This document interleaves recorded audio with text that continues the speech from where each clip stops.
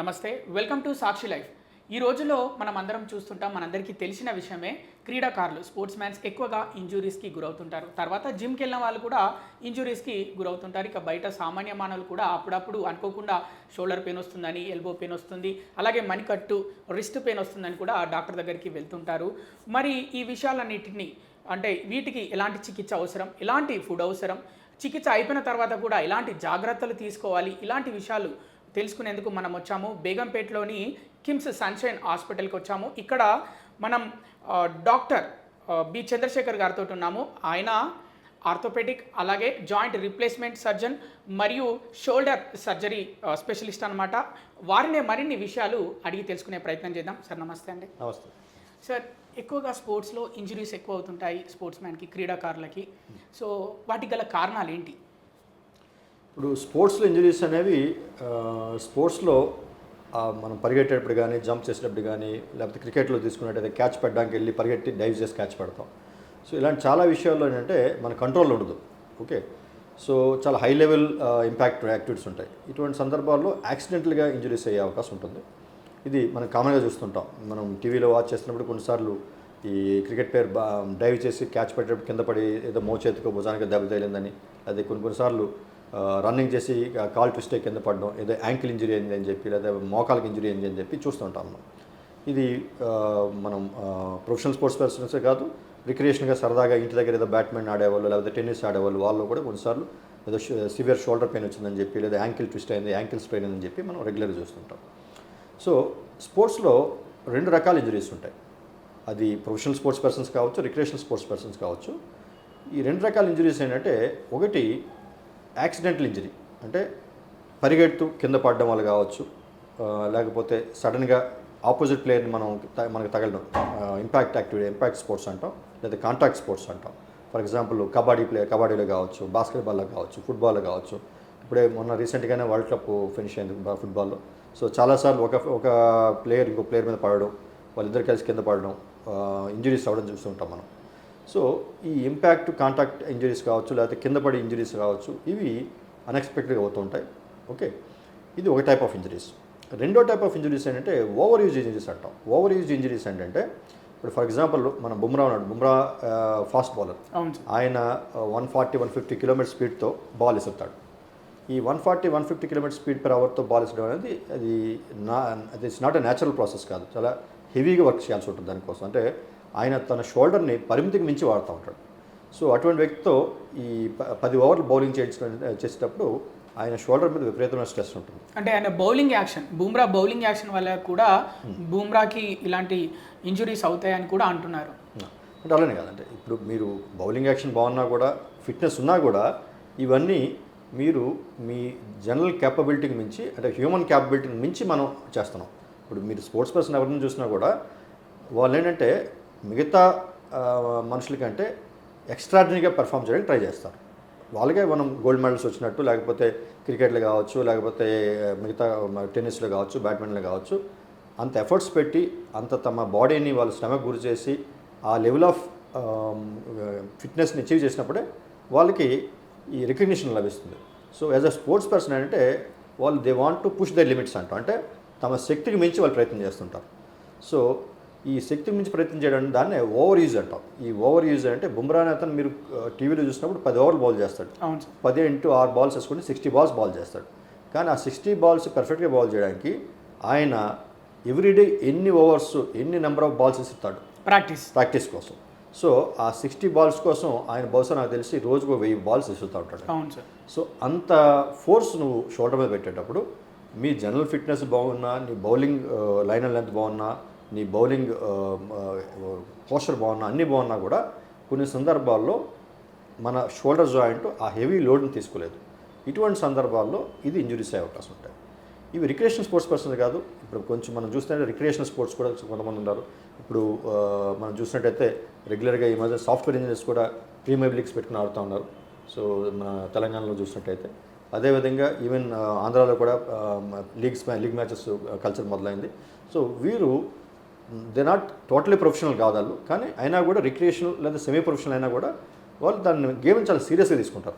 Sir, once ఇప్పుడు బూమ్రా లాంటి వాళ్ళు గాయం నుంచి కోలుకున్నాక అంటే ఇంజురీ నుంచి కోలుకున్నాక మునుపటి వేగం మళ్ళీ అంతే వేగంతో బంతులు వేయగలుగుతారా ఫాస్ట్గా బౌలింగ్? అంటే ముందు ఏంటంటే నేను చెప్పేది ఏంటంటే ఫస్ట్ అసలు వీరు ఎందుకు ఇంజరీస్ బారి పడతారు అని మనం ఫస్ట్ తెలుసుకున్నట్టయితే అప్పుడు కోచ్ ఉంటారు కదా సార్. ఆ తర్వాత మనం ఇంజరీ అయినాక ఎటువంటి జాగ్రత్తలు తీసుకోవాలి అది కూడా పడుకోవచ్చు. ఇప్పుడు నేను చెప్పినట్టు ఏంటంటే ఫస్ట్ ఒకటి యాక్సిడెంట్గా ఇంజరీస్ అవ్వడం ఒకటి, రెండోది ఓవర్ యూజ్ ఇంజరీస్ అనేది ఒకటి. ఈ ఓవర్ యూజ్ ఇంజరీస్ అనేది కొంతవరకు మనం ప్రివెంట్ చేయొచ్చు. యాక్సిడెంటల్ ఇంజరీస్ని మనం కంప్లీట్గా ప్రివెంట్ చేయలేం, అది కొన్నిసార్లు అనుకోకుండా జరుగుతుంది. ఓకే, ఫీల్డ్ మీద జారి పడడం లేకపోతే ఈ పరిగెట్టేటప్పుడు ఆపోజిట్ ప్లేయర్ వచ్చి తగలడం అయినా జరుగుతుంటాయి. బట్ ఓవర్ యూజ్ ఇంజరీస్ అనేది ఏంటంటే ఇది ఖచ్చితంగా కోచ్ కావచ్చు, మెయిన్ కోచ్ కావచ్చు, లేదా ఫిట్నెస్ కోచ్ సెపరేట్గా ఉంటారు వాళ్ళకి ఫిట్నెస్ కోచ్ కావచ్చు, ఎస్పెషల్లీ వీళ్ళకి టీమ్ ఫిజియోథెరపిస్ట్ ఉంటాడు, టీమ్ ఫిజియోథెరపిస్ట్ కావచ్చు.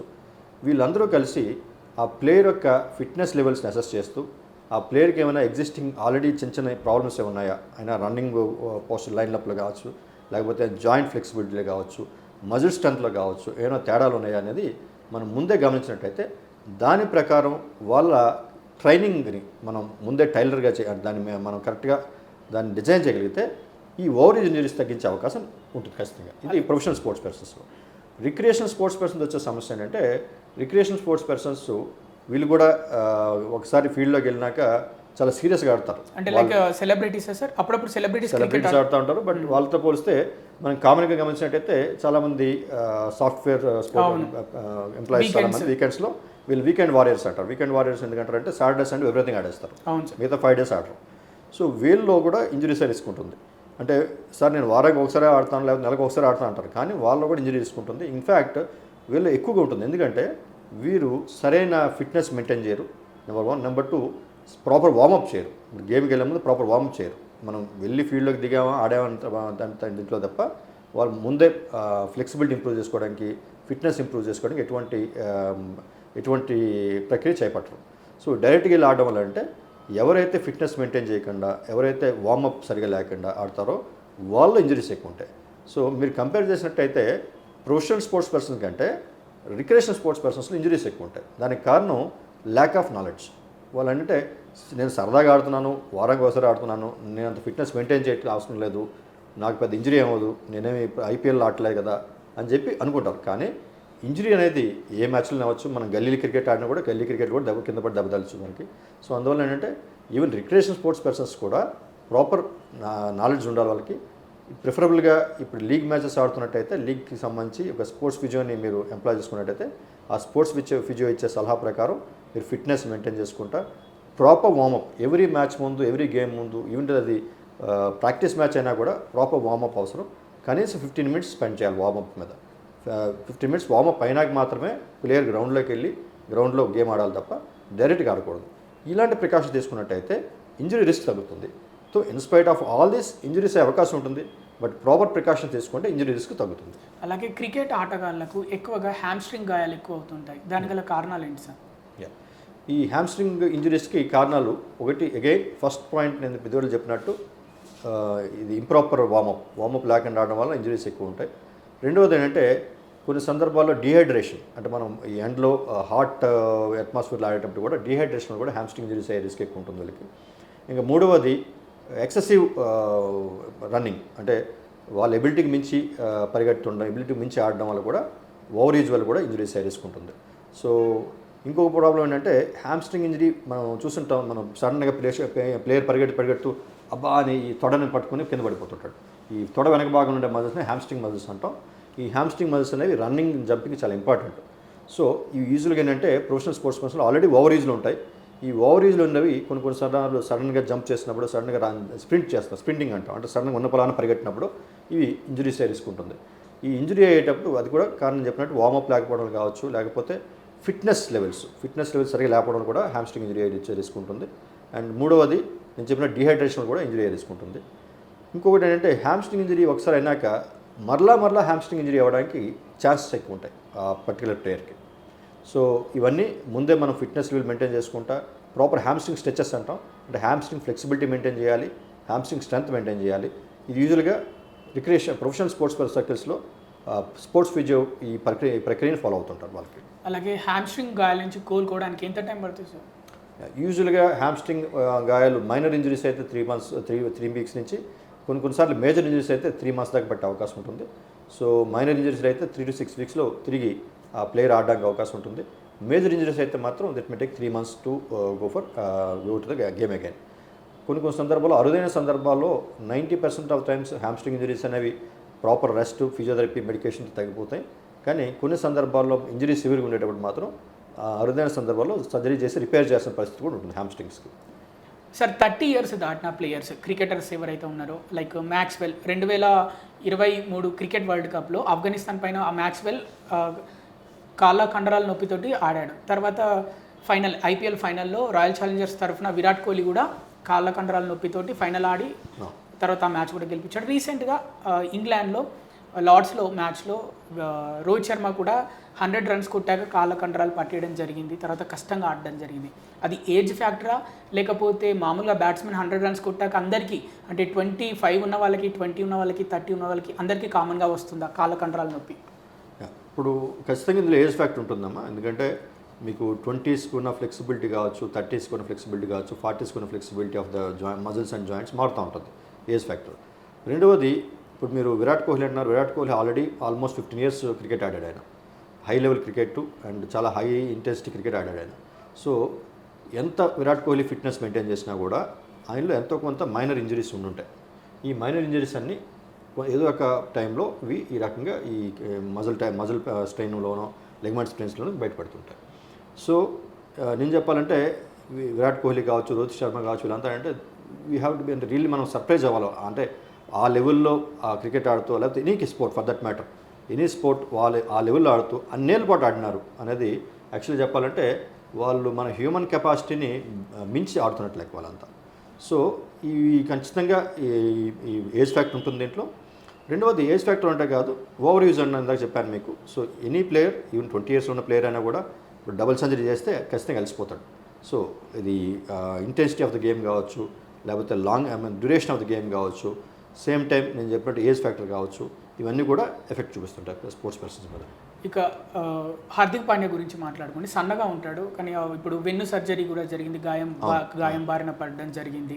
తర్వాత కోలుకోవడానికి ఇప్పుడు మళ్ళీ దాన్ని ప్రూవ్ చేసుకోవడానికి కూడా క్యాంప్కి అటెండ్ అవుతున్నాడు బెంగళూరులో. సో అదే వేగం, అదే ఆట మళ్ళీ కనబరుస్తారా, లేకపోతే తగ్గుద్దా ఆటలో? ఇప్పుడు సాధారణంగా ఒక సింగిల్ ఇంజరీ ఉండేటప్పుడు, అది నీ కావచ్చు, యాంకిల్ కావచ్చు, లేకపోతే ఎల్బో కావచ్చు, షోల్డర్ కావచ్చు, ఒక సింగిల్ జాయింట్ ఇంజరీ ఉండి దాన్ని మనం ట్రీట్మెంట్ చేయించుకుని, ప్రాపర్ డాక్టర్ దగ్గర ట్రీట్మెంట్ చేయించుకుని, ప్రాపర్ ఫిజియోథెరపీ, ఒక మంచి ఫిజియోథెరపీతో రిహాబిలిటేషన్ చేయించుకున్నాక సాధారణంగా, అంటే ఇప్పుడు యాజ్ ఆఫ్ నౌ, ఇప్పుడు ప్రస్తుతం ఉన్న 2026లో ఉన్న సైంటిఫిక్ నాలెడ్జ్ కావచ్చు, ఇప్పుడున్న మెథడ్స్ ఆఫ్ ట్రీట్మెంట్ కావచ్చు, అంటే ఒక 30 ఏళ్ళ క్రితం ఉండే ట్రీట్మెంట్ డిఫరెంట్గా ఉండే. 30 ఏళ్ళ క్రితం అంటే జాయింట్లో ఏమైనా దెబ్బ తగిలితే మనం జాయింట్ పూర్తిగా ఓపెన్ చేసి ఆపరేషన్ చేసేవాళ్ళం. ఈ జాయింట్ పూర్తిగా ఓపెన్ చేయడంలో ఏమిటంటే జాయింట్లో ఫ్లెక్సిబిలిటీ తగ్గి, ఆ జాయింట్ పెర్ఫార్మెన్స్ కూడా తగ్గి, హై లెవెల్ స్పోర్ట్స్ ఆడడం అనేది కష్టంగా ఉండేది. ఇన్ఫ్యాక్ట్ ఒక 25-30 ఏళ్ళ క్రితం ఒక స్పోర్ట్స్ పర్సన్కి సర్జరీ అయిందంటే ఆయన తిరిగి వచ్చి మళ్ళీ ఆడడం అనేది ఆల్మోస్ట్ ఇంపాసిబుల్. బట్ ఇప్పుడున్న అడ్వాన్స్మెంట్స్ ఇన్ సైంటిఫిక్ నాలెడ్జ్ కావచ్చు, ఇప్పుడున్న ఎక్స్పర్టైజ్ కావచ్చు, ఇప్పుడు మేము వాడే ఎక్విప్మెంట్ అండ్ టెక్నాలజీ కావచ్చు, ఇది టోటల్గా మన స్పోర్ట్స్ ట్రీట్మెంట్ మార్చేస్తుంది. ఇందులో రెవల్యూషనరీ టెక్నాలజీ ఏంటంటే ఆర్థ్రోస్కోపీ అంటాం. ఆర్థ్రోస్కోపీ అనేది ఒక ఎండోస్కోపిక్ టైప్ ఆఫ్ సర్జరీ. అది ఇందులో ఇదివల్ల జాయింట్ ఓపెన్ చేయట్లా. అది షోల్డర్ జాయింట్ కావచ్చు, ఎల్బో జాయింట్ కావచ్చు, నీ జాయింట్ కావచ్చు, యాంకిల్ జాయింట్ కావచ్చు, జాయింట్ ఓపెన్ చేయాల్సిన అవసరం లేదు. జాయింట్ ఓపెన్ చేయకుండానే ఒక 3-4 mm అయిన టెలిస్కోప్ని, ఒక ఎండోస్కోప్ని జాయింట్లో ప్రవేశపెట్టి, ఇది చాలామందికి తెలిసి ఉంటుంది, పొట్టకి ల్యాప్రోస్కోపీ అనే ప్రొసీజర్ చేస్తారు. పొట్ట కోయకుండానే కెమెరా పెట్టి చేస్తారు. అదేవిధంగా జాయింట్స్కి సంబంధించి ఆర్థ్రోస్కోపీ అంటాం. ఈ ఆర్థ్రోస్కోపీ అనేది జాయింట్లో చిన్న ఘాట్ ద్వారా ప్రవేశపెట్టి జాయింట్ ఓపెన్ చేయకుండానే జాయింట్ మొత్తాన్ని 360 degree జాయింట్ ఉన్న జాయింట్లోని పార్ట్స్ అన్ని 360 degree చెక్ చేసి ఎక్కడైతే మనకి డ్యామేజ్ ఉందో ఆ ఏరియాలో మనం జస్ట్ చక్కగా రిపేర్ చేయొచ్చు. దీనివల్ల ఏమవుతుందంటే పేషెంట్కి మినిమం పెయిన్ ఉంటుంది అండ్ మినిమం స్టిఫ్నెస్ ఉంటుంది and fast recovery, fast return to sports ఉంటుంది. ఈ ఆర్థ్రోస్కోపిక్ సర్జరీ అనేది ఈ స్పోర్ట్స్ ఇండస్ట్రీ రెవల్యూషన్ చేసింది. సో ఇప్పుడు మీరు అడిగే ప్రశ్నకు సమాధానం ఏంటంటే ఒక 25-30 ఏళ్ళ క్రితం ఉండే ట్రీట్మెంట్స్ వేరు, ఇప్పుడున్న ట్రీట్మెంట్స్ వేరు. సో మోస్ట్ ఆఫ్ టైమ్స్ ఇప్పుడున్న ఇంజరీస్కి స్పోర్ట్స్ పర్సన్స్కి అండ్ ఈ సేమ్ టైం ఏంటంటే డాక్టర్స్ యొక్క నాలెడ్జ్ కావచ్చు, అంటే స్పోర్ట్స్ ఇంజరీకి సంబంధించిన నాలెడ్జ్ కావచ్చు, దానికి సంబంధించిన ట్రీట్మెంట్కి సంబంధించిన ఎక్స్పర్టైజ్ కావచ్చు, ఇప్పుడున్న కరెంట్ సిచ్యువేషన్లో బాగా పెరిగింది. సో అందువల్ల ఏంటంటే most of the sports injuries can be treated safely, especially by keyhole surgery call arthroscopic surgery, and most of the patients can go back and play the game to the same level. అంటే దెబ్బ తగలక ముందు ఏ లెవెల్లో అయితే ఆడుతున్నారో అదే లెవెల్లో ఆడడానికి అవకాశం ఉంటుంది. బట్ మీరు ఇప్పుడు ఎప్పుడైతే హార్దిక్ పాండ్యా కానీ వీళ్ళు ఎవరిని పేరు చెప్తున్నారో వీళ్ళకి ఇది వాళ్ళకి తగిలిన ఎన్నో ఇంజరీస్లో ఇది ఒక ఇంజరీ మాత్రమే. Okay sir. సో వాళ్ళకి ఈవెన్ హార్దిక్ పాండ్యాకి అంతమంది కూడా ఇంజరీస్ అయింది. సో ఈ మల్టిపుల్ ఇంజరీస్ వచ్చేసరికి ఏమవుతుందంటే వాళ్ళ రిటర్న్ టు స్పోర్ట్ అంటే ఏ లెవెల్ అయితే ఇంతకుముందు ఆడారో ఆ లెవెల్కి ఆడడం అనేది కొంచెం కష్టంగా ఉంటుంది. అండ్ సెకండ్ హార్దిక్ పాండ్యా కూడా ఆల్మోస్ట్ లైక్ 10 years నుంచి ఆడుతున్నాడు. సో ఆ లెవెల్ ఆఫ్ గేమ్ అంత డ్యూరేషన్ ఆడేసరికి ఖచ్చితంగా వీళ్ళకి ఇంజరీస్ రిస్క్ ఉంటుంది. కొన్ని సందర్భాల్లో ఈ మల్టిపుల్ ఇంజరీస్ ఉంది ఎన్నో ఏళ్ళ నుంచి ఆడేటప్పుడు సేమ్ లెవెల్కి వెళ్ళడం అనేది కొంచెం కష్టంగా ఉంటుంది వాళ్ళకి. ఒక మ్యాచ్లో చూసాం సార్, క్రికెట్ మ్యాచ్లో రోహిత్ శర్మ భుజం జరుగుతుంది, ఫీల్డింగ్ చేశాక పడి లేచి బాల్ వేశాక భుజం జరుగుతుంది, మళ్ళీ దాన్ని రిప్లేస్ చేస్తాడు ఇలా అని. సో అలా చేశాక ఇంకేం ప్రాబ్లం ఉండదా, మళ్ళీ పెయిన్ రావడం లాంటిది ఏమి ఉండదా? రైట్, మీరు చెప్పే సమస్య మోస్ట్లీ డిస్లొకేషన్ అంటాము. అంటే మన షోల్డర్ జాయింట్ ఏదైతే ఉంటుందో ఇది షోల్డర్ డిస్లొకేషన్ అంటాం. ఇది ఈ షోల్డర్ అనేది ball and socket type joint. ఈ బాల్ అనేది సాకెట్లు తిరగడం వల్ల మూమెంట్స్ వస్తాయి మనకి. అవును సార్. సో ఈ బాల్ ఈ జాయింట్ లోపల తిరగదా బయటకు రాకూడదు. ఇది బయట రాకుండా ఏంటంటే ఒక కవర్ ఉంటుంది, క్యాప్సూల్ అండ్ లాబ్రమ్ అంటాం. ఈ కవర్ బాల్ని పట్టిస్తుంది. కొన్ని సందర్భాల్లో ఎస్పెషల్లీ స్పోర్ట్స్ లైక్ క్రికెట్ కావచ్చు, ఎస్పెషల్లీ ఫీల్డింగ్ చేసి బాల్ త్రో చేసేటప్పుడు కావచ్చు, లేదా బౌలర్స్లో కావచ్చు, లేదా కొన్ని సందర్భాల్లో బ్యాట్మెన్ ఆడేటప్పుడు కావచ్చు, బాస్కెట్బాల్ ఆడేటప్పుడు కావచ్చు, ఇటువంటి సందర్భాల్లో ఆ ఫోర్స్కి ఈ పొర చిట్లిపోయి ఈ బాల్ బయటకు వచ్చేసేవచ్చు. దీన్ని డిస్లొకేషన్ అంటాం. ఇది సివియర్ పెయిన్ ఉంటుంది, చేయి ఎత్తలేరు వాళ్ళు. ఇటువంటి సందర్భాల్లో కొన్ని సందర్భాల్లో ఎవరైతే డిస్లొకేట్ అయిందో ఆ సేమ్ పర్సనే దాన్ని మళ్ళీ లాగి జాయింట్లో సెట్ చేసుకోవచ్చు. దాన్ని రిడక్షన్ అంటాం, రిడక్షన్ చేసుకోగలుగుతాడు. లేదా కొన్ని సందర్భాల్లో పక్కనున్న ప్లేయర్ కావచ్చు, లేదా కోచ్ కావచ్చు, లేదా అక్కడ టీమ్ ఫిజియో కావచ్చు, వారు లాగి సెట్ చేయొచ్చు దీన్ని. సో ఇది ఈ డిస్లొకేషన్ని ఎవరైనా లాగి లేదా కొన్ని సందర్భాల్లో పేషెంట్ తనగా సెట్ చేసుకోగలుగుతాడు. అయితే ఇక్కడ సమస్య ఏంటంటే ఈ టిష్యూ టేర్ అయినాక ఇది తిరిగి జారీ రిస్క్ ఉంటుంది, మరలా డిస్లొకేట్ అయ్యే రిస్క్ ఉంటుంది. దీన్ని రికరెంట్ డిస్లొకేషన్ అంటాం. ఈ రికరెంట్ డిస్లొకేషన్ అంటే రిపిటేటివ్గా మరలా డిస్లొకేషన్ అవుతూ ఉంటుంది. ఇది ఎవరికైనా ప్రాబ్లం అయ్యేది, ఎస్పెషల్లీ స్పోర్ట్స్ పర్సన్కి ఇంకా ఎక్కువ ప్రాబ్లం. ఎందుకంటే వాళ్ళు ఓవర్ హెడ్ త్రో చేసేటప్పుడు కావచ్చు, బౌలింగ్ చేసేటప్పుడు కావచ్చు, అదే బాస్కెట్బాల్ అయితే బాస్కెట్ త్రో చేసేటప్పుడు కావచ్చు, వాలీబాల్ అయితే వాలీబాల్ కొట్టేటప్పుడు కావచ్చు. ఇటువంటి సందర్భాల్లో ఎప్పుడైతే ఓవర్ హెడ్ యాక్టివిటీ చేస్తారో, ఈ చెయ్యి పైకి ఎత్తారో లేదా చెయ్యి వెనక్కి పెడతారో వీళ్ళకి మరలా ఈ షోల్డర్ డిస్లొకేట్ అయ్యే రిస్క్ ఉంటుంది. కొన్ని సందర్భాల్లో నైట్ నిద్రపోయేటప్పుడు కూడా చెయ్యి తల వెనక్కి వెళ్ళేటప్పుడు కూడా ఈ బాల్ డిస్లొకేట్ అయ్యే రిస్క్ ఉంటుంది వీళ్ళకి. సో దీన్ని రికరెంట్ డిస్లొకేషన్ అంటాం. ఈ రికరెంట్ డిస్లొకేషన్ అనేది ఏంటంటే దీన్ని పేషెంట్ కొన్నిసార్లు పెట్టుకోవచ్చు, కానీ చాలాసార్లు హాస్పిటల్కి వెళ్ళి డాక్టర్ దగ్గర సెట్ చేసుకునే పరిస్థితి ఉంటుంది. అండ్ కొన్ని సందర్భాల్లో వీళ్ళు ఓవర్ హెడ్ యాక్టివిటీ చేయడానికి కూడా భయపడతారు. ఇన్ఫ్యాక్ట్ కొంతమంది ఎంత భయపడతారంటే షర్ట్ వేసుకున్నా కూడా భయపడతారు, షర్ట్ తీసినప్పుడు డిస్లొకేట్ అయిపోతుందని చెప్పేసి. ఈ రికరెంట్ డిస్లొకేషన్ మాత్రం ఇది సీరియస్గా తీసుకుని దాన్ని చిన్న రిపేర్లా చేయాల్సి వస్తుంది. నేను ఇదివరకు చెప్పినట్టు ఈ కీ హోల్ సర్జరీ లేదా ఆర్థోస్కోపిక్ సర్జరీ ద్వారా రికరెంట్ డిస్లొకేషన్కి అద్భుతమైన ఫలితాలు వస్తాయి. ఇది స్పోర్ట్స్ పర్సన్స్కైనా మంచిగా రిజల్ట్స్ వస్తాయి, రెగ్యులర్ కామన్ పబ్లిక్ అయినా నాన్ స్పోర్ట్స్ పర్సన్కైనా ఇది సర్జరీ చేసుకోవచ్చు. రికరెంట్ డిస్లొకేషన్ మాత్రం మీరు చెప్పినట్టు ఈ తనకి తానే సెట్ చేసుకోవడం అనేది కరెక్ట్ ట్రీట్మెంట్ కాదు. ఆన్ ఫీల్డ్ డెఫినెట్గా ఆయన డిస్లొకేట్ అయినప్పుడు సెట్ చేసుకుని ఉండొచ్చు కాక సెట్ చేసుకుని తిరిగి ఆయన గేమ్ ఆడడానికి ట్రై చేయొచ్చు. బట్ అది రిపీటెడ్గా అయ్యేటప్పుడు మాత్రం దాన్ని తరచుగా తమకి తాముగానే సెట్ చేసుకోవడానికి ప్రయత్నించడం కంటే దానివల్ల ఏమవుతుందంటే రిపీటెడ్గా జారేటప్పుడు మోర్ అండ్ మోర్ డ్యామేజ్ అవుతుంటుంది, జాయింట్ ఎక్కువ డ్యామేజ్ అవుతూ ఉంటుంది. అటువంటి సందర్భాల్లో ఈ ఆర్థోస్కోపిక్ సర్జరీ ద్వారా దాన్ని సెట్ చేసుకున్నట్టయితే మరలా డిస్లొకేషన్ కాదు, అదేవిధంగా తిరిగి వాళ్ళ స్పోర్ట్స్కి వెళ్ళడానికి కూడా అవకాశం ఉంటుంది. క్రికెట్ మ్యాచ్లు అయినా మిగతా ఫుట్బాల్, టెన్నిస్ అయినా, బ్యాడ్మింటన్ అయినా ఈ మ్యాచ్లు జరుగుతున్నప్పుడు మనం తరచుగా చూస్తుంటాం ఇంజురీ అయినప్పుడు ప్లేయర్కి, అక్కడ క్రీడాకారులకి ఇంజురీ అయినప్పుడు స్ప్రే కొడతారు వచ్చి. అది ఎల్బో అయినా, రిస్ట్ అయినా, షోల్డర్ అయినా, లేకపోతే యాంకిల్ అయినా, మిగతా ఏ గాయమైనా ఎక్కడైనా ఫింగర్స్ అయినా స్ప్రే కొట్టేస్తారు. స్ప్రే కొట్టేయగానే మళ్ళీ వెంటనే ఆడేస్తారు 2 minutes తర్వాత. అంటే తర్వాత మళ్ళీ పెయిన్ రాదా సార్? అప్పటికే తగ్గిపోతుందా? లేకపోతే అలా తీసుకోవడం వల్ల ఎఫెక్ట్ అవ్వదా? గాయం ఇంకా పెద్దది అవ్వదా? రైట్, ఇప్పుడు ప్రొఫెషనల్ స్పోర్ట్స్ ఆడేటప్పుడు ఖచ్చితంగా ఫర్ ఎగ్జాంపుల్ విరాట్ కోహ్లీ ఉన్నాడు. విరాట్ కోహ్లీ ఈజ్ ఒక ఇంపార్టెంట్ ప్లేయర్ మనకి ఆడేటప్పుడు.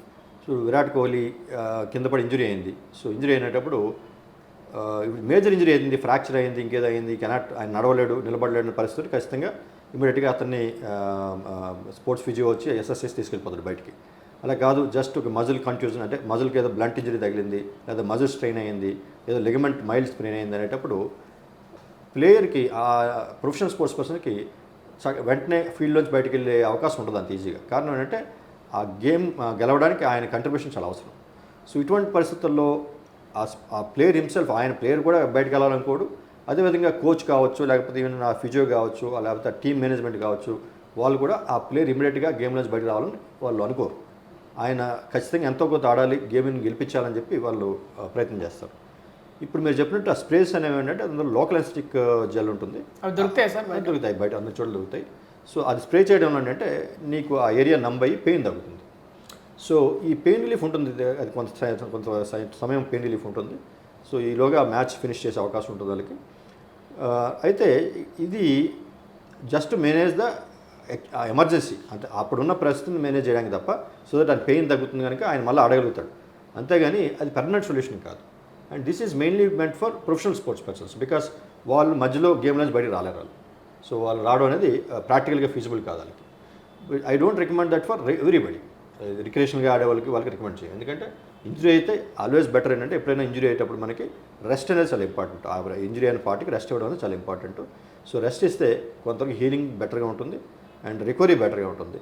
ప్రొఫెషనల్ స్పోర్ట్స్ పర్సన్స్ అనేవాళ్ళు వాళ్ళ హై లెవెల్లో ఆడతారు కనుక వాళ్ళ మీద ఎక్స్పెక్టేషన్స్ ఎక్కువ ఉంటాయి కనుక వాళ్ళు వెంటనే వచ్చి ప్రతి చిన్న దెబ్బకి వాళ్ళు ఫీల్డ్లోంచి బయటకు రాలేరు కనుక చిన్న చిన్న ఇంజరీస్కి ఏదైతుందో మజిల్ స్ట్రెయిన్స్ కావచ్చు, లిగమెంట్ స్ట్రెయిన్స్ కావచ్చు, మైనర్ స్ట్రెయిన్స్కి ఇలాంటి పెయిన్ మెడిసిన్ రిలీవింగ్ మెథడ్స్ తీసుకుని వాళ్ళు గేమ్ కంటిన్యూ చేస్తూ ఉంటారు.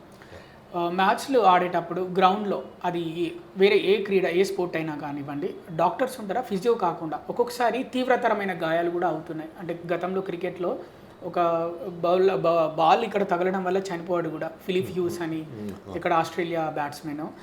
సో ఇప్పుడు డాక్టర్స్ కూడా ఉంటున్నారా గ్రౌండ్లో, లేకపోతే ఫిజియో మాత్రమే అక్కడి వరకు స్ట్రెచ్చర్ పైన అక్కడికి బయటికి తీసుకెళ్ళి అక్కడి నుంచి మళ్ళీ డాక్టర్ దగ్గరికి అంబులెన్స్లో తీసుకెళ్తారా? అంటే యూజువల్గా స్పోర్ట్స్ ఇంజరీస్ అనేవి లైఫ్ థ్రెటనింగ్గా ఉండొద్దమ్మా, చాలా తక్కువ. అరుదైన సందర్భాల్లో మీరు చెప్పింది ఎక్కివేస్తాను నేను. కొన్ని సందర్భాల్లో తలకి బాల్ తగిలి హెడ్ ఇంజరీ చనిపోయిన సందర్భాలు ఉన్నాయి. అలాగే కొన్ని సందర్భాల్లో ఇప్పుడు ఎస్పెషల్లీ కొన్ని రకాల స్పోర్ట్స్ ఉంటాయి. ఈ రగ్బీ అంటారు, రగ్బీ అని మనం ఫారిన్ వెస్ట్రన్ కంట్రీస్లో ఎక్కువ చూస్తుంటాం.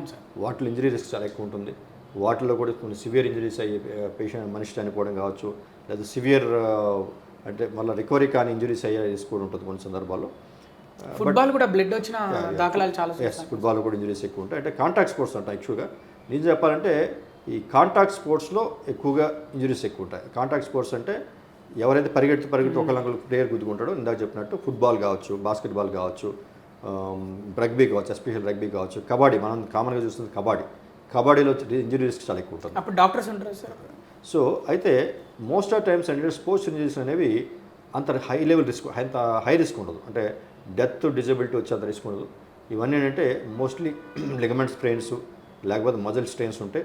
కొన్ని సందర్భాల్లో సివియర్ ఇంజరీస్ ఉంటాయి. సివియర్ ఇంజరీస్ అంటే లిగమెంట్స్ కంప్లీట్ కట్ అయిపోవడం కావచ్చు, మజిల్స్ కంప్లీట్ కట్ అయిపోవడం కావచ్చు, లేదా ఫ్రాక్చర్స్ అవ్వడం కావచ్చు, ఇలాంటివి ఉంటాయి. So most of these injuries ఏంటంటే ఎమర్జెన్సీ ఇంజరీస్ కాదు. అంటే కింద పడినా కూడా, బోన్ ఎరిగినా కూడా ఇమీడియట్గా స్పోర్ట్స్ ఫిజియో అని అసెస్ చేసి వాడిని ఇమీడియట్గా ఫీల్డ్లోంచి బయటకు తీసుకొచ్చి వాళ్ళు డాక్టర్ దగ్గరికి తీసుకెళ్ళి ట్రీట్మెంట్ చేయడానికి వాళ్ళకి టైం దొరుకుతుంది. సో అందువల్ల ఏంటంటే డాక్టరే ఉండాల్సిన అవసరం లేదు మోస్ట్ ఆఫ్ ద టైమ్స్ గేమ్స్లో అనేది. But yes, if a team can afford, ఒక ఫ్రాంచైజ్ కావచ్చు, లేకపోతే ఒక లీగ్ కావచ్చు. ఫర్ ఎగ్జాంపుల్ ఐపీఎల్ చూస్తున్నాం. IPL is a rich body. So IPL can afford to have a doctor on field always. It is always desirable. But most of times practical purpose తీసుకున్నట్లయితే most of the leagues కావచ్చు, most of the franchises కావచ్చు, they cannot afford to have a doctor on field every time. కానీ sports physio అనేది మాత్రం ఖచ్చితంగా ఉండాల్సి వస్తుంది. ఎందుకంటే స్పోర్ట్స్ ఫిజియోకి most of the times they know the injuries related to sports, వాళ్ళకి ట్రైనింగ్ ఉంటుంది కనుక వాళ్ళకి తెలిసి స్పోర్ట్స్ ఇంజరీస్ ఏమవుతాయి, వాటిని ఎమర్జెన్సీ మేనేజ్మెంట్ ఏం చేయాలో తెలుస్తుంది. సేమ్ టైం ఎప్పుడైతే ఆ ఇంజరీ సివియర్ అని తెలుస్తుందో వాళ్ళని డాక్టర్ దగ్గరికి తీసుకెళ్లాలనే వాళ్ళకి నాలెడ్జ్ కూడా ఉంటుంది. So most of times doctor on field అవసరం ఉండదు. బట్ డాక్టర్ ఆన్ ఫీల్డ్ ఎప్పుడు అవసరం అవుతుందంటే కాంటాక్ట్ స్పోర్ట్స్, నేను చెప్పేటట్టు అంటే కబడ్డీ కావచ్చు, రగ్బీ కావచ్చు, లేకపోతే ఈ ఫుట్బాల్లో కొన్ని సందర్భాలు అవసరం కావచ్చు, అలాగే నెక్స్ట్ అగైన్ లైక్ బాస్కెట్బాల్ కావచ్చు. అలాంటి వాటిలో డాక్టర్ ఆన్ ఫీల్డ్ ఉంటే better. But again it is not always necessary to have a doctor on field. But you need a qualified trained sports physiotherapist అయితే అవసరం అవుతుంది. అలాగే ఫిట్గా ఉంటే గాయాల బారిన పడే అవకాశం తక్కువగా ఉంటుందా? ఇంజరీస్ తక్కువగా అయ్యే అవకాశం ఉంటుందా ఫిట్గా ఉంటే? ఖచ్చితంగా అమ్మా. ఇప్పుడు నేను ఇందాక చెప్పాను మీకు, recreation sports persons especially software engineers ఎక్కువ. ఇంజరీస్ ఎక్కువ ఎందుకు అయితే చెప్పాను మీకు, ఎందుకంటే వాళ్ళు రెగ్యులర్ ఫిట్నెస్ మెయింటైన్ చేయరు, ప్రాపర్ వార్మప్ చేయరు ఆడేటప్పుడు. సో అందువల్ల injuries ఎక్కువవుతాయి.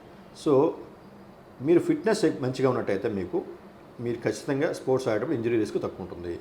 So of season training అంటాం, లేదా ఆఫ్ సీజన్ ఫిట్నెస్ మెయింటెనెన్స్ అంటాం మనం.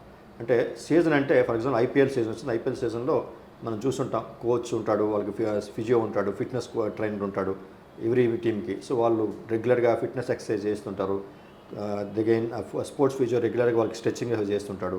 అలాగే కోచ్ రెగ్యులర్గా గేమ్ ఆడడానికి ట్రైనింగ్ ఇస్తుంటాడు. ఇది డ్యూరింగ్ సీజన్ అయ్యేది మనం యూజువల్గా టీవీలో చూస్తుంటాం మనం రెగ్యులర్గా. అంటే గేమ్ ఆడేటప్పుడు కావచ్చు, ఇన్ బిట్వీన్ గేమ్స్ కూడా మనకి కొన్నిసార్లు వీడియోస్ చూపిస్తుంటారు ఎలా ఫిట్నెస్ ఎలా చేస్తున్నారని చెప్పేసి. బట్ ఆఫ్ సీజన్ ఫిట్నెస్ కూడా చాలా ఇంపార్టెంట్. ఈ డ్యూరింగ్ సీజనే కాకుండా మిగతా మంత్స్లో కూడా వీళ్ళు ఫిట్నెస్ మెయింటైన్ చేయాలి. ఆ ఫిట్నెస్ అనేది రకరకాల ఫిట్నెస్ ఉంటుంది. ఒకటి వాళ్ళ జాగింగ్ కావచ్చు, రన్నింగ్ కావచ్చు, టు మెయింటైన్ వాళ్ళ డ్యూరబిలిటీ, అంటే ఎక్కువసేపు రన్ చేయడం, ఎక్కువసేపు జంప్ చేయడానికి వాళ్ళు మెయింటైన్ చేయాలి fitness. Same thing. Second thing ఏంటంటే ఫిట్నెస్ అంటే మజిల్ స్ట్రెంత్ మెయింటైన్ చేయాలి. వీటితో పాటు ఫ్లెక్సిబిలిటీ మెయింటైన్ చేయాలి. జాయింట్ ఫ్లెక్సిబిలిటీ కావచ్చు, మజిల్ ఫ్లెక్సిబిలిటీ కావచ్చు, ఇది మెయింటైన్ చేయాల్సి వస్తుంది. ఇది they have to do it everyday. Especially professional sports persons అయితే అది ఫిట్నెస్ అనేది ఎవ్రీడే థింగ్ వాళ్ళకి. సో మీరు ట్రైనింగ్ క్యాంప్ కావచ్చు, లేకపోతే గేమ్ ఆడడం కావచ్చు, అది మేబీ సంవత్సరానికి ఒక 4-5 నెలలు వచ్చే వాళ్ళకి. బట్ మిగిలిన 7-8 నెలలు కూడా వాళ్ళు రెగ్యులర్గా ఫిట్నెస్ మెయింటైన్ చేయాలి. ఆ ఫిట్నెస్ ఎండ్యూరెన్స్ అంటాం. ఎండ్యూరెన్స్ అంటే ఇప్పుడు విరాట్ కోహ్లీ మార్నింగ్ మనం latest one day match morning 9 start అయితే ఈవినింగ్ 5 వరకు ఆడుతూ ఉండాలి. అంటే 8 అవర్స్ ఆడాలి. 8 అవర్స్ ఆడాలంటే 8 అవర్స్లో ఆయన కనీసం ఒక ఫీల్డింగ్ చేసేటప్పుడు ఒక 40-50 సార్లు పరిగెట్టాల్సి రావచ్చు. బౌలింగ్ చేస్తే బౌలింగ్లో ఒక 10 ఓవర్స్ అంటే అది మరి అగైన్ ఆయన ఒక 1 అవర్, ఒక 40 మినిట్స్ 30 మినిట్స్ పరిగెట్టాల్సి రావచ్చు. సెకండ్ బ్యాటింగ్ చేసేటప్పుడు మీరు ఇన్ బిట్వీన్ వికెట్స్ పరిగెట్టాల్సి వస్తుంది. సో మీరు మార్నింగ్ నుంచి ఈవినింగ్ జాగా పరిగెట్టడం అనేది దానికి ఫిట్నెస్ కావాలి, దాన్ని ఎండ్యూరెన్స్ అంటారు. ఆ ఎండ్యూరెన్స్ సేమ్ టైం ఈ పరిగెట్టేటప్పుడు మనకి జాయింట్ ఫ్లెక్సిబిలిటీ, మజిల్ ఫ్లెక్సిబిలిటీ ఉండాలి. ఈ ఫ్లెక్సిబిలిటీ మెయింటైన్ చేయాలి.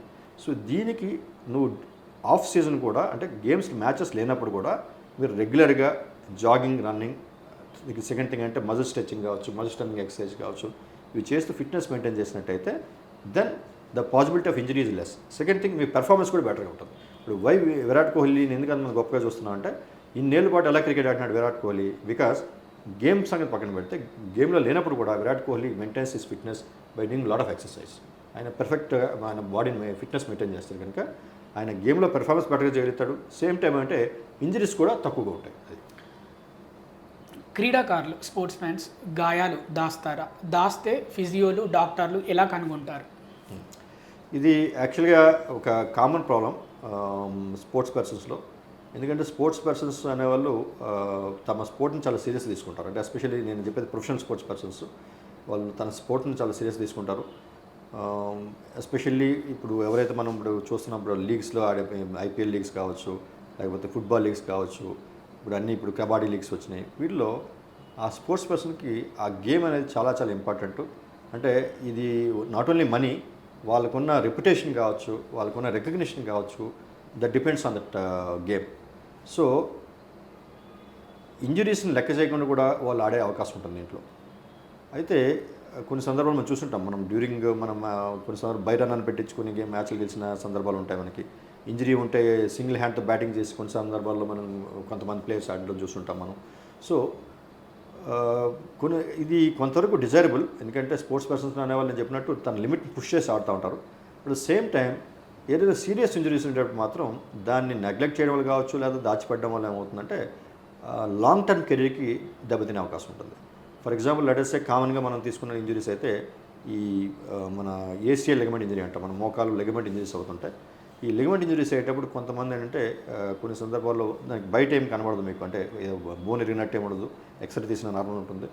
సో ఇటువంటి సందర్భాల్లో ఆ ప్లేయర్కి తెలిసినా కూడా ఈ సీజన్ మిస్ అయిపోతాను, ఈ సీజన్ మిస్ అయిపోతే నాకు నెక్స్ట్ సీజన్కి అవకాశం ఉండదు, ఇంకో ప్లేయర్ మా పొజిషన్కి రావచ్చు, లేదా ఈ సీజన్ నేను మిస్ అయిపోతే నేను ఫైనాన్షియల్గా లాస్ అవ్వచ్చు, లేదా ఈ సీజన్ మిస్ అయిపోతే నా ఫేమ్ తగ్గిపోతుంది, నేను ఈ సీజన్ పెర్ఫామ్ చేయకపోతే.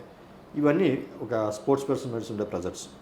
సెకండ్ థింగ్, కోచ్ మీద కూడా ప్రెజర్ ఉంటుంది. కోచ్ మీద ఒక ఇంపార్టెంట్ ప్లేయర్ ఉన్నాడంటే ఆ ఇంపార్టెంట్ ప్లేయర్ ఆడకపోతే ఆ టీం బాగా ఫస్ట్ ఆఫ్ ఆల్ వాళ్ళు సైకలాజికల్గా టీమ్ వీక్ అయిపోతుంది. ఆన్ ద ఫీల్డ్ కూడా ఆ ప్లేయర్ ఇంపార్టెంట్ ప్లేయర్ లేకపోతే టీం పెర్ఫార్మెన్స్ సరిగ్గా ఉండకపోవచ్చు. సో కోచెస్ కూడా కొన్ని సందర్భాల్లో ఇంజరీస్ ఉన్నా కూడా దాన్ని నెగ్లెక్ట్ చేసి ఆడించడానికి ట్రై చేసే అవకాశం ఉంటుంది. సో ఇటువంటి సందర్భాల్లో ఏంటంటే వీళ్ళకి ఫస్ట్ పాయింట్ అంటే మీకు మేజర్ ఇంజరీ ఉండేటప్పుడు, ఫర్ ఎగ్జాంపుల్ షోల్డర్ డిస్లొకేషన్ అన్నాను ఇందాక, అలాగే షోల్డర్లో మజిల్ టేర్స్ ఉంటాయి, రొటాటికా మజిల్ టేర్స్ అంటాం. ఫర్ ఎగ్జాంపుల్ మనం తీసుకున్నట్టయితే సచిన్ టెండూల్కర్ అంతా కూడా రిపేర్స్ చేసుకున్నారు మజిల్ టేర్స్కి. సో ఇలాంటి మజిల్ టేర్స్ ఉండేటప్పుడు కావచ్చు, డిస్లొకేషన్ ప్రాబ్లమ్స్ ఉండేది కావచ్చు, లేదా నేను చెప్పినట్టు ఏసీఎల్ లిగమెంట్స్ ఇంజరీస్ అంటాం, మోకాలకు సంబంధించి లిగమెంట్ ఇంజరీస్ కావచ్చు, కొన్నిసార్లు సివియర్ యాంకిల్ లిగమెంట్ ఇంజరీస్ ఉంటాయి. ఇటువంటి ఇంజరీస్లో కావచ్చు వీరు ఎప్పుడైతే వాళ్ళు ఈ ఇంజరీస్తో పాటు ఆడడానికి ట్రై చేస్తారో ఇందులో రెండు ప్రాబ్లమ్స్ ఉంటాయి. ఒకటి ఏంటంటే వాళ్ళు తమ హైయెస్ట్ లెవెల్లో ఆడలేరు, ఎందుకంటే ఇది జాయింట్ కొన్నిసార్లు స్టెబిలిటీ ఉండదు. షోల్డర్ కావచ్చు, నీ జాయింట్ కావచ్చు, యాంకిల్ జాయింట్ కావచ్చు, రన్ చేసేటప్పుడు, జంప్ చేసేటప్పుడు, త్రో చేసేటప్పుడు స్టెబిలిటీ ఉండదు. స్టెబిలిటీ ఉండకపోవడం వల్ల వాళ్ళు హైయెస్ట్ లెవెల్లో ఆడలేరు. సో కొంత తక్కువ లెవెల్ ఆడాల్సి వస్తుంది. సో వాళ్ళ పెర్ఫార్మెన్స్ తగ్గుతుంది, ఫస్ట్ పాయింట్. రెండో పాయింట్ ఏంటంటే ఈ రిపీటెడ్గా ఈ దెబ్బ తగిలిన జాయింట్ మీద స్ట్రెస్ పడడం వల్ల అడిషనల్ ఇంజరీస్ అవుతాయి, అంటే మిగతా పార్ట్స్ ఆఫ్ ద జాయింట్ కూడా డ్యామేజ్ అయ్యే అవకాశం ఉంటుంది. ఇప్పుడు మనం ఇందాక డిస్లొకేషన్ చెప్పాను. డిస్లొకేషన్ చెప్పేటప్పుడు ఇది ఎవ్రీ టైం ఇది డిస్లొకేట్, ఈ బాల్ బయటకి డిస్లొకేట్ అయ్యేప్పుడు ఈ బాల్ అండ్ సాకెట్ రుద్దుకొని ఈ బోన్ కూడా డ్యామేజ్ అవుతుంది. సో ఎడిషనల్గా డ్యామేజ్ సివియారిటీ పెరిగిసుకుంటుంది. కొన్ని సందర్భాలు నేను చెప్పినట్టు ఈ షోల్డర్ మజిల్స్లో టేర్ అయినప్పుడు, ఈ మజిల్ టేర్లు ఉండేటప్పుడు మనం ఆడుతున్నట్టయితే ఈ టేర్ పెరిగి కొన్ని సందర్భాల్లో మనం రిపేర్ చేయలేని పరిస్థితి కూడా ఏర్పడే అవకాశం ఉంటుంది. సో అందువల్ల ఏంటంటే ప్రొఫెషనల్ స్పోర్ట్స్ పర్సన్స్లో మా మెసేజ్ ఏంటంటే ఒక సీజన్ మిస్ అయినా కూడా ప్రాపర్ ట్రీట్మెంట్ చేసుకొని పర్ఫెక్ట్గా ఫిజియోథెరపీ చేస్తే ఈ రోజున్న ఎక్స్పర్టైజ్కి, ఈ రోజున్న సైంటిఫిక్ నాలెడ్జ్కి, ఈ రోజున్న టెక్నాలజీకి మోస్ట్ ఆఫ్ టైమ్స్ మీరు తిరిగి వెనక్కి వెళ్ళి ఆడగలుగుతారు. కానీ ఇంజరీస్ ఆడడం వల్ల కూడా మీ డ్యామేజ్ పెరిగి కొన్ని సందర్భాల్లో దాన్ని మళ్ళీ రిపేర్ చేయలేని పరిస్థితి ఉండి మీ కెరీర్ పూర్తిగా ఆగిపోయే అవకాశం ఉంటుంది. సో మనం ఏంటంటే లాంగ్ టర్మ్ కోసం షార్ట్ టర్మ్ని మనం బెట్ చేయకూడదు. సో లాంగ్ టర్మ్ బెనిఫిట్ కోసం షార్ట్ టర్మ్ కొన్ని సందర్భాల్లో ఈవెన్ ఫర్ ద మన ఎస్పెషల్లీ లీగ్ కల్చర్ వచ్చింది కనుక ఆ ఫ్రాంచైజ్ ఓనర్స్ కావచ్చు, హెడ్ కోచ్ కావచ్చు, పర్టికులర్ టీమ్ ఫిజియో కావచ్చు, ఆ స్పోర్ట్స్ పర్సన్ యొక్క లాంగ్ టర్మ్ కెరీర్ని దృష్టిలో పెట్టుకుని వీళ్ళు కొన్ని సందర్భాల్లో డెసిషన్స్ తీసుకోవాల్సి వస్తుంది. బట్ మీరు చెప్పినట్టు ఎస్ డెఫినెట్గా లాట్ ఆఫ్ ప్రెజర్స్ ఉంటాయి. ఇప్పుడు ఒక ఫ్రాంచైజ్ ఒక ప్లేయర్ని ఒక 5 కోట్లు పెట్టి 10 కోట్లు పెట్టి కొనేటప్పుడు అంత మనీ ఇన్వెస్ట్ చేసినప్పుడు వాళ్ళ ఇంటెన్షన్స్ వాళ్ళకి ఉంటాయి, ఆ ప్లేయర్ని అలాగే ఆడించాలని చెప్పేసి. సేమ్ టైం నేను చెప్పినట్టు కోచ్ కూడా ఖచ్చితంగా ఈ ప్లేయర్ ఇంపార్టెంట్ ప్లేయరు, నేను ఖచ్చితంగా ప్లేయర్ని ఆడించాలనుకుంటాడు. సో ఇటువంటి కొన్ని ప్రెజర్స్ ఉంటాయి. But inspire of that this a combined decision. ఈ combined decision franchise owner, team coach, team physio and player కలిసి తీసుకోవాల్సి ఉంటుంది. బట్ ఎప్పుడు ఏం చేసినా కూడా ఆ ప్లేయర్ యొక్క హెల్త్, ప్లేయర్ యొక్క లాంగ్ టర్మ్ కెరీర్, ఆ రెండు చాలా ఇంపార్టెంట్ ఉంటాయి. ఇక జిమ్కి వెళ్ళే వాళ్ళ ఇంజురీస్ గురించి మాట్లాడుకుందాం సార్. జిమ్కి వెళ్ళే వాళ్ళు ఈ మధ్య బాగా ఇంజురీస్కి గురవుతున్నారు. సో దానికి గల కారణాలు ఏంటి? జిమ్ని తీసుకున్నట్టుగా జిమ్ కూడా ఒక రకంగా చెప్పాలంటే ఒక రకమైన స్పోర్టింగ్ యాక్టివిటీ లెక్క మనకి. ఇంకా it's in more controlled sporting activity. అంటే మీరు గ్రౌండ్లో రన్నింగ్లు జంపింగ్లు చేసేటప్పుడు ఎవరి మీద ఎవరు పడతారో, ఎక్కడ జారి పడతారో తెలియదు. సో జిమ్లో మీరు కూర్చొని పడుకుని నిలబడి చేసేటప్పుడు కొద్దిగా మీకు కొంత కంట్రోల్ ఉంటుంది. బట్ ద సేమ్ టైం ఈ జిమ్లో ఏమవుతుందంటే మీరు ఓవర్ వెయిట్స్, అంటే మీ కెపాసిటీకి మించి వెయిట్ లిఫ్టింగ్ చేయడం వల్ల కావచ్చు, కెపాసిటీ మించి ఎక్సర్సైజ్ చేయడం వల్ల కావచ్చు ఇంజరీస్ అవుతుంటాయి. ఒక కామన్ ఎగ్జాంపుల్ చెప్తుందంటే చాలామంది ఇప్పుడు ఓవర్ వెయిట్ ఉన్నారు, ఒబేస్ ఉన్నారు, వాళ్ళకి వెయిట్ రిడక్షన్ కోసం అని చెప్పి జిమ్కి వెళ్తుంటారు. వీళ్ళు చాలామంది హెవీగా స్కిప్పింగ్ చేయడం, హెవీగా జంపింగ్ ఎక్సర్సైజ్ చేయడం ఇవి చేస్తుంటాం. ఇలాంటివి చేసేటప్పుడు ఏమవుతుందంటే జాయింట్ మీద బాగా స్ట్రెస్ పడుతుంది. లేకపోతే జుంబా ఉంటుంది, ఈ మధ్యన చాలామంది వెయిట్ రిడక్షన్ జుంబా కూడా చేస్తున్నారు. So average wait, above average wait ఉంటే పర్లేదు. బట్ హెవీ వెయిట్ ఉండేవాళ్ళు, లేదా ఒబేసిటీ గ్రూప్లోకి వచ్చేవాళ్ళు, బాగా లావుగా ఉండేవాళ్ళు ఎవరైతే ఉన్నారో వాళ్ళు హెవీగా జంపింగ్ ఎక్సర్సైజ్ లైక్ స్కిప్పింగ్ కావచ్చు, హెవీగా జంపింగ్ ఎక్సర్సైజ్ కావచ్చు చేయడం వల్ల ఏమవుతుందంటే జనరల్గా ఫిట్నెస్ పెరగవచ్చు, వెయిట్ రిడక్షన్ కూడా జరగవచ్చు. కానీ సేమ్ టైం అంత హెవీ వెయిట్తో జంప్ చేయడం వల్ల ఎస్పెషల్లీ మోకాళ్ళ మీద, కొన్నిసార్లు యాంకిల్ జాయింట్స్ మీద స్ట్రెస్ పడి ఈ జాయింట్స్ డ్యామేజ్ అయ్యి జాయింట్స్ అరుగుదల గురయ్యే రిస్క్ కూడా ఉంటుంది. సో ఇది కూడా మనం ఫిట్నెస్ యాక్టివిటీ చేసేటప్పుడు గుర్తుంచుకోవాల్సిన విషయం. సేమ్ టైం హెవీ జిమ్ చేసేటప్పుడు సడన్గా కొంతమంది అంటే హెవీగా వెయిట్స్ పెంచేస్తారు. ఇప్పుడు 10 కిలోస్ 20 కిలోస్ ఎత్తేప్పుడు కూడా సడన్గా ఒకే రోజు నేను పక్కనున్న జిమ్ మేట్తో కాంపిటీషన్ కావచ్చు, లేకపోతే ట్రైనర్ చెప్పాడని చెప్పి కావచ్చు, హెవీగా వెయిట్స్ లిఫ్ట్ చేసేస్తారు. ఈ హెవీ వెయిట్స్ లిఫ్ట్ చేయడానికి కొన్ని సందర్భాలు అంటే సడన్గా షోల్డర్ డిస్లొకేట్ అయ్యే రిస్క్ ఉంటుంది, ఈ భుజం జారిపోయే రిస్క్ ఉంటుంది. రెండోది ఏంటంటే heavy weights over long term చేయడం వల్ల ఏంటంటే ఇదివరకు చెప్పినట్టు ఈ మజిల్స్ రొటేట్ చేసే మజిల్స్, రొటేటర్ కఫ్ మజిల్స్ అంటారు షోల్డర్లో, ఈ రొటేటర్ కఫ్ మజిల్ కూడా టేరే రిస్క్ ఉంటుంది వాళ్ళకి. సో మనం సింపుల్గా చెప్పాలంటే అతి సర్వత్రా వజ్జేయత అన్నట్టు మనం గ్రాడ్యువల్గా ఎనీ వెయిట్ ఇంప్రూవ్మెంట్, మనం ఈ వెయిట్ ఇంక్రీజ్ చేసేది కావచ్చు, లేకపోతే నెంబర్ ఆఫ్ రిపిటేషన్స్ కావచ్చు, లేకపోతే ఇంటెన్సిటీ ఎక్సర్సైజ్ అంటాం దాన్ని, అంటే హాఫ్ అన్ అవర్ చేస్తున్నాం, 1 అవర్ చేస్తున్నాం, 2 అవర్స్ చేస్తున్నాం అనేది ఇంటెన్సిటీ కావచ్చు. అండ్ 10 రిపిటేషన్ చేస్తున్నావా, 30 రిపిటేషన్ చేస్తున్నావా, 50 రిపిటేషన్ చేస్తున్నావా, రిపిటేషన్స్ కావచ్చు. మనం 10 కిలోస్ వెయిట్ ఎత్తున్నావా, 50 కిలోస్ వెయిట్ ఎత్తున్నావా, వెయిట్ లిమిట్ కావచ్చు. ఇవన్నీ హ్యాస్ టు ఇంప్రూవ్ గ్రాడ్యువల్లీ, అది సడన్గా ఇంక్రీజ్ చేయకూడదు. అండ్ సేమ్ టైం ఆల్వేస్ ఒక ట్రైన్డ్ ఫిట్నెస్ ట్రైనర్గా, ఒక మంచి ఫిట్నెస్ ట్రైనర్ కావచ్చు, లేకపోతే ఒక జిమ్ ట్రైనర్ కావచ్చు, పర్యవేక్షణ చేయడం అనేది చాలా important. And one more important advice ఏంటంటే ఎవరైతే కొత్తగా జిమ్ స్టార్ట్ చేయాలనుకుంటున్నారో, జిమ్ ఎక్సర్సైజ్ లాంటి స్టార్ట్ చేయాలనుకుంటున్నారో, especially if they are in 40s, it is better that you get yourself checked by a physician and if possible by orthopaedic surgeon. ఎందుకంటే especially 40-50స్లో వచ్చి మనం ఇదివరకు ఎటువంటి ఫిట్నెస్ యాక్టివిటీస్ చేయకుండా 40 years 50 years మనం ఎప్పుడైతే హెవీ ఎక్సర్సైజ్ చేయాలనుకుంటున్నాం, ఇప్పుడు కొన్నిసార్లు చూస్తుంటాం సడన్గా కార్డియాక్ అరెస్ట్ వచ్చి పడిపోవడం, లేకపోతే హెవీ లాట్ ఆఫ్ ఇంజురీస్ రావడం చూస్తుంటాం.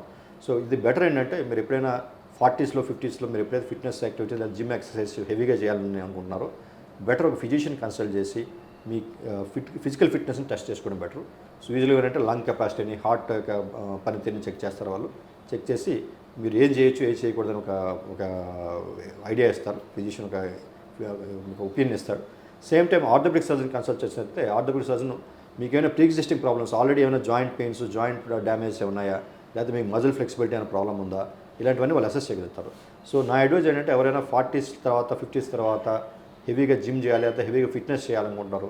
ఇప్పుడు ఎస్పెషల్లీ చూస్తున్న మ్యారథాన్ అనేది చాలామంది మ్యారథాన్కి మ్యారథాన్ రన్స్కి వెళ్తున్నారు. అది చాలామంది jogging, running 5 kilometers 10 kilometers jogging, running చేస్తున్నారు. వీళ్ళందరికీ ఏంటంటే before you start any new fitness activity, I would recommend that you go and see a physician and along with the orthopedic surgeon to know whether there are any pre-existing problems, మీకు ఏమైనా problems ఉన్నాయా, వాటి వల్ల చేయకూడదు ఏమైనా ఉన్నాయా, లేకపోతే లిమిటెడ్గా ఒక లిమిట్ ఏమైనా పెట్టుకోవాల్సి వస్తుందా మీరు చేసే ఎక్సర్సైజ్ మీద, లేకపోతే సర్టన్ టైప్ ఆఫ్ ఎక్సర్సైజ్ మానేయాల్సి వస్తుందా. ఫర్ ఎగ్జాంపుల్ 50+లో మీరు మ్యారథాన్ రన్ చేయాలనుకుంటున్నారు, మంచిది. ఇప్పుడు 50+ 60+ కూడా చేస్తున్నారు. బట్ లెట్ us say 50+లో మీరు ఎక్సర్సైజ్ చేసినప్పుడు మీ జాయింట్లో ఆల్రెడీ జాయింట్ అరుగుతున్న లక్షణాలు కనిపించినాయి అనుకున్నాం. అటువంటి సందర్భంలో probably you may have to cut down the duration of your marathon, maybe half మ్యారథాన్కో క్వార్టర్ మ్యారథాన్ అలాంటివి చేసుకోవాల్సి వస్తుంది. సేమ్ టైం మీరు బ్యాడ్మింటన్ ఆడాలనుకుంటున్నారు, ఒక 50+లో వచ్చారు రిలాక్సేషన్ కోసము, లేదంటే ఫిట్నెస్ కోసం బ్యాడ్మింటన్ ఆడాలనుకుంటున్నారు. Let us say you have some shoulder muscle tear. ఆబ్వియస్గా ఆ షోల్డర్ మజిల్ టేర్ ఉండేటప్పుడు మీరు overhead sports like badminton, tennis ఆడితేనంటే మజిల్ టేర్ పెరిగి తీసుకుంటుంది కనుక probably doctor would advise you badminton, tennis కాకుండా వాకింగ్ చేసుకోండి, లేదా సైక్లింగ్ చేసుకోండి, లేదా స్విమ్మింగ్ చేయండి అని చెప్పి మీకు ఆల్టర్నేటివ్ అడ్వైజ్ ఇవ్వచ్చు. సో ఎవరైతే కొత్తగా ఫిట్నెస్ యాక్టివిటీ స్టార్ట్ చేస్తారో వారు బెటర్ ఒక ఫిజిషియన్ అండ్ ఒక ఆర్థోపెడిక్ సర్జన్ ఒపీనియన్ తీసుకున్నట్టయితే వాళ్ళకి ఫిట్నెస్ మెయింటైన్ చేసుకోవచ్చు, సేమ్ టైం అన్నెసరీ ఇంజురీస్ని అవాయిడ్ చేయొచ్చు. ఇక చివరి ప్రశ్న సార్ ఇంటర్వ్యూకి. ఇప్పటివరకు స్పోర్ట్స్ మెన్స్, క్రీడాకారుల గురించి, జిమ్కి వెళ్ళే వాళ్ళ గురించి, వాళ్ళ ఇంజురీస్ గురించి మనం మాట్లాడుకున్నాం. ఇప్పుడు సామాన్య మానవులు రోజువారీ జీవితంలో బైక్ నడుపుతున్నప్పుడు, లేకపోతే కారు స్టీరింగ్ తిప్పినప్పుడు కూడా, లేకపోతే ఇంట్లో ఏదో చిన్న బరువు సడన్గా ఎత్తినప్పుడు వాళ్ళకి అనుకోకుండా ఏదో ఒక ఇంజురీ రావడం, అది భుజం కావచ్చు, లేకపోతే ఎల్బో కావచ్చు, లేకపోతే రిస్ట్ కావచ్చు, లేకపోతే లెగ్ పెయిన్ కావచ్చు, ఇవి వస్తుంటాయి. అంటే వయసుతో సంబంధం లేకుండా వస్తున్నాయి, పెద్దవాళ్ళకు కూడా వస్తున్నాయి. ఎలాంటి నివారణ ఉంది, ఎలాంటి చికిత్స తీసుకుంటే ఆ గాయం నివారణ అవుతుంది, అలాగే ఎలాంటి ఫుడ్ తీసుకోవాలి, మొత్తం ఇక అన్నిటి కలిపి. ఇప్పుడు ఈ ఇంజరీస్ అనేవి నేను ఎవరికైనా రావచ్చు. డే టు డే యాక్టివిటీస్లో హెవీ బ్యాగ్ లిఫ్ట్ చేసినప్పుడు, హెవీ వెయిట్ లిఫ్ట్ చేసినప్పుడు మనం ఇంజరీస్ అయ్యే రిస్క్ ఉంటుంది మనకి. ఇవి సాధారణంగా ఏంటంటే ఏమైనా అన్ఎక్స్పెక్టెడ్ ఇంజరీస్ అయ్యేటప్పుడు కొంతమంది ఏంటంటే నెగ్లెక్ట్ చేస్తారు. ఈ పెయిన్ ఉన్నా కూడా తగ్గిపోతుంది అని చెప్పి ఏదో మసాజ్ చేయించుకోవడం, ఏదో లోకల్గా కట్లు కట్టించుకోవడం, పైన ఆయింట్మెంట్ రాసుకోవడం నెగ్లెక్ట్ చేస్తుంటారు. ప్రతి ఇంజరీకి డాక్టర్ దగ్గరికి వెళ్ళాల్సిన అవసరం ఉండదు. కానీ ఏదైనా ఇంజరీ అయినాక మోర్ దెన్ 2 weeks ఆ జాయింట్ పెయిన్ కంటిన్యూ అవుతుందంటే ఆ ఇంజరీ అనేది కొద్దిగా సీరియస్ అని అర్థం మనకి. సో ఏదైనా ఇంజరీ అయినప్పుడు 1 day 2 days కాస్త పెయిన్ తగ్గిపోవడం అనేది వేరే విషయం.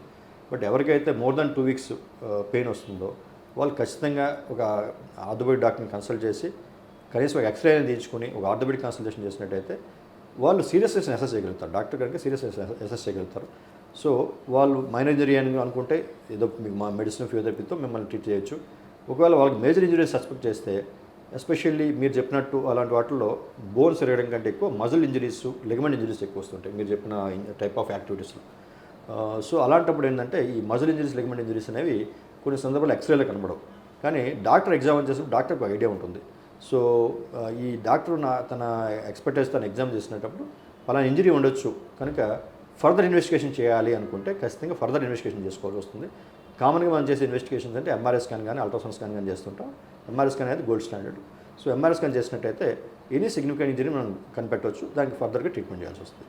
సో సమస్య ఎక్కడ వస్తుందంటే ఎవరైతే తమ సమస్యని నెగ్లెక్ట్ చేసి నెలల తరబడి నెగ్లెక్ట్ చేస్తారో డాక్టర్ దగ్గరికి పోకుండా, లేదా కొన్ని సందర్భాల్లో డాక్టర్ గారు ఎంఆర్ఐ స్కాన్ చేయించడం కూడా ఎంఆర్ఐ స్కాన్ ఖర్చు అవుతుందని చెప్పో, లేకపోతే మేము బిజీగా ఉన్నాం ఇప్పుడు చేయించుకోవాలని చెప్పేసి వాళ్ళు పోస్ట్పోన్ చేస్తారో, ఆ ఇంజరీ అనేది అడ్రస్ కాకుండా నెలల తరబడి డిలే అవుతుందో కొన్ని సందర్భాల్లో వాటిని రిపేర్ చేయలేని పరిస్థితి కూడా ఏర్పడుతూ ఉంటుంది.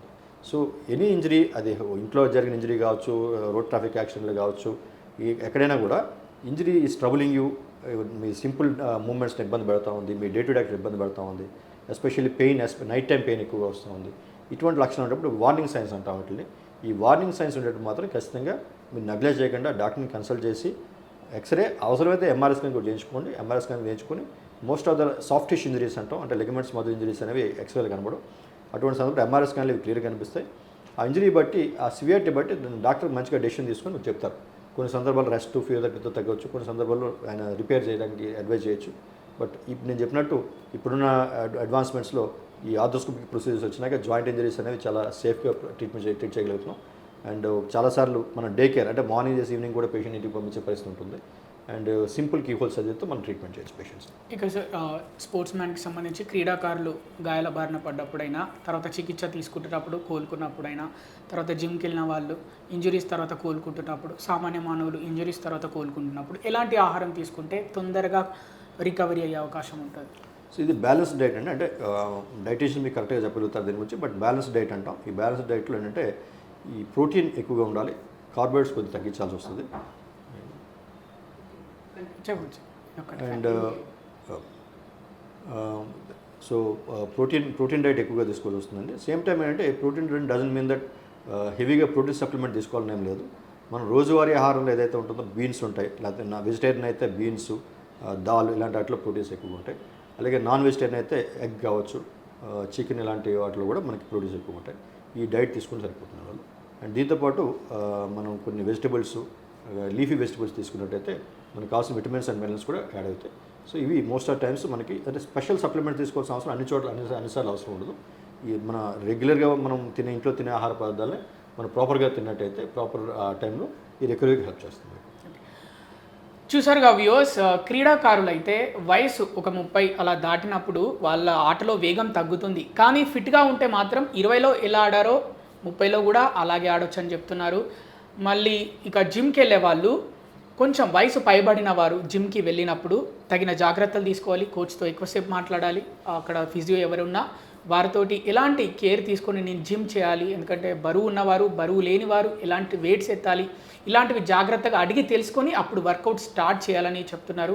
ఇక ముఖ్యంగా సామాన్య మానవులు మామూలుగా ఇంజురీస్ అయినప్పుడు ఒక 10 రోజుల్లో తగ్గిపోతుంది, 5 రోజుల్లో తగ్గిపోతుందని గాయాలు దాచుకోవద్దు. ఖచ్చితంగా డాక్టర్ని వెళ్ళి కలవాలి.